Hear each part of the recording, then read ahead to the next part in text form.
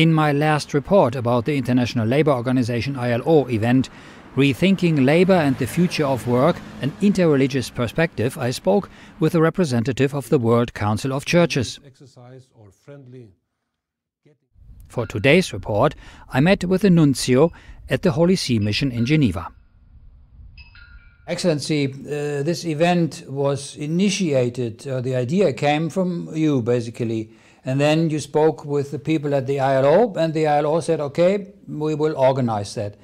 Now, the ILO is a part of the United Nations system, and I found it very unique or very unusual that they accepted that, and you brought even things like prayer into the whole mix. How did they respond to this? Yeah, first I have to make clear that our position in ILO. When ILO started 100 years ago, the Church was very strongly present from the very beginning, and this is why we were invited from the very beginning to participate institutionally within ILO. So the Catholic Church has still one person, one member of ILO on the level of counselor, is a Catholic priest. My impression was that everybody understood the question from its point of view.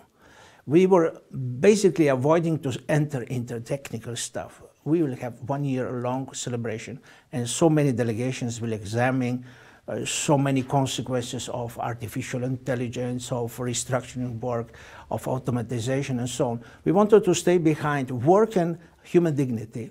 And what you said, even prayer and let's say some very spiritual aspect, it's interesting that this sensibility is so present in the Jewish tradition and in Buddhist tradition.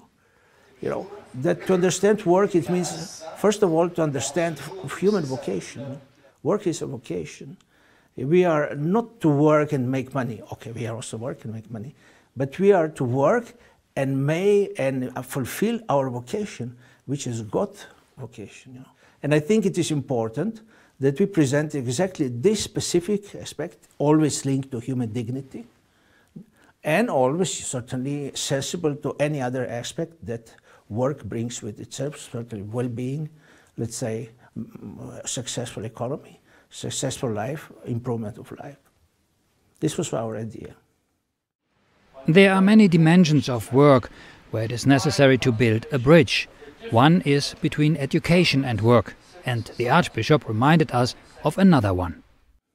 You know, and our listeners certainly know, that Western culture is built on the saying, ora et labora. So it means there were two elements of Western culture. One is prayer, and the other is work.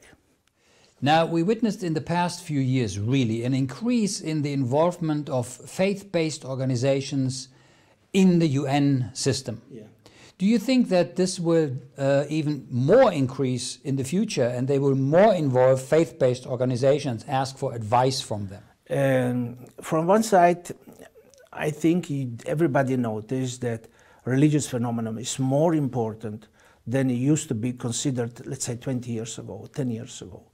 It was kind of illusion that the religious phenomenon is not that relevant for the social life, but this was basically Western societies. Let's say all of a sudden with migration, we saw that religion is a part of cultural identity, also of social cohesion and so on. The United Nations are looking for cohesion.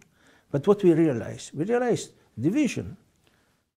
And this is bringing probably a little bit unease in the international organization. And again, when you have, let's say, a global problem, which is probably a global problem, or at least an indication of global problem, you look for every resources. And I think spiritual resources, religious organizational resources are absolutely irrelevant. No? I think we should not refrain from this. This is normal procedure.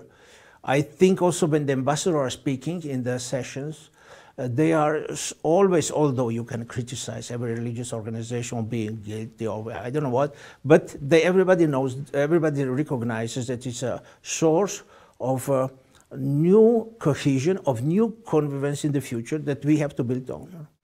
Working together, the Catholic Church, the ILO, along with religious women and men, and all people of goodwill, recognizing the centrality of the human person and its dignity, and the indispensable dimension of work, seems to be the best way to produce a new society focused on the well-being of all instead of the profit of a few.